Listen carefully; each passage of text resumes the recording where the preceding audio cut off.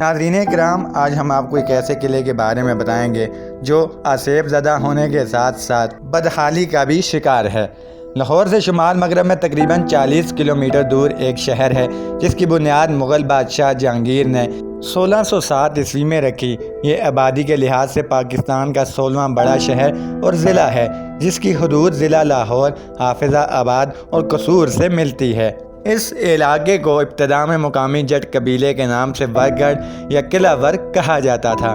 مغل بادشاہ جہانگیر نے جب اس شہر کی باقاعدہ بنیاد رکھی اور یہاں شاہی قلعہ تعمیر کرنے کا حکم دیا، تب اس شہر کا نام جہانگیر کے نام پر جہانگیر پورہ رکھا گیا، جس کا ذکر جہانگیر کی تذک جہانگیری میں ملتا ہے۔ جہانگیر کی ماں اسے پیار سے شیخو کے نام سے بلاتی تھی اور اسی عرف سے شہر کا موجودہ نام شیخو پورہ رائج ہوا۔ جہانگیر نے اس شہر کے پاس اپنے پسندیدہ ہرن منسی راج کی یاد میں ہرن مینار بھی تعمیر کروایا۔ جنگل کا یہ علاقہ شاہی خاندان کی شکارگاہ کے طور پر استعمال ہوتا تھا۔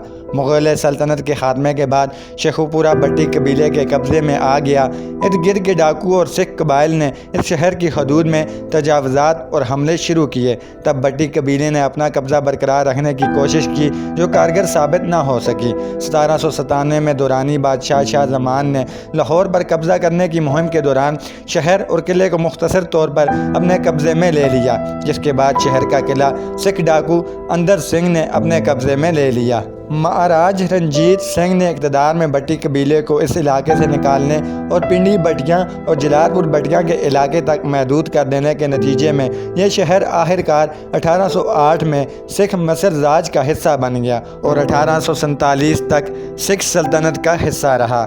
برطانیہ نے جب اس علاقے کو اپنے قبضے میں لیا، تب 10 ماہ کے لیے سکھ سلطنت کے آخری ملکہ چندر کور کو شیخو پورہ کے شاہی قلعے میں قید رکھا گیا اور بالآخر اسے جلا وطن کر دیا گیا۔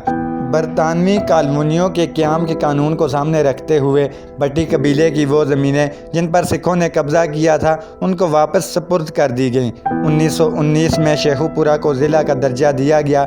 تقسیم ہند کے وقت اس ضلع میں سکھوں کی آبادی 19% تھی۔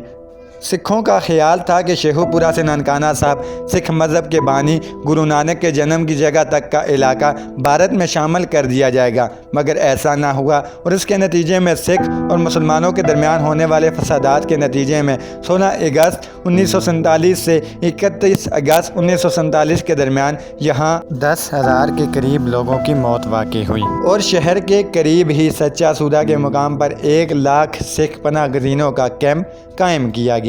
ناظرین کرام، اب یہ قلعہ بے بسی کی تصویر بنا انتظامیہ کی غفلت کا منہ بولتا ثبوت ہے، جسے جلد محفوظ کیا جانا لازمی ہے تاکہ یہ پاک ورثہ اپنی کھوئی ہوئی شادابی واپس لا سکے۔ اسی کے ساتھ ناظرین، آج کی ویڈیو سے فی الحال اتنا ہی۔ آپ سے ملاقات ہوگی پھر کسی نیکسٹ ویڈیو میں، تب تک کے لیے دیجیے اجازت۔ اللہ حافظ۔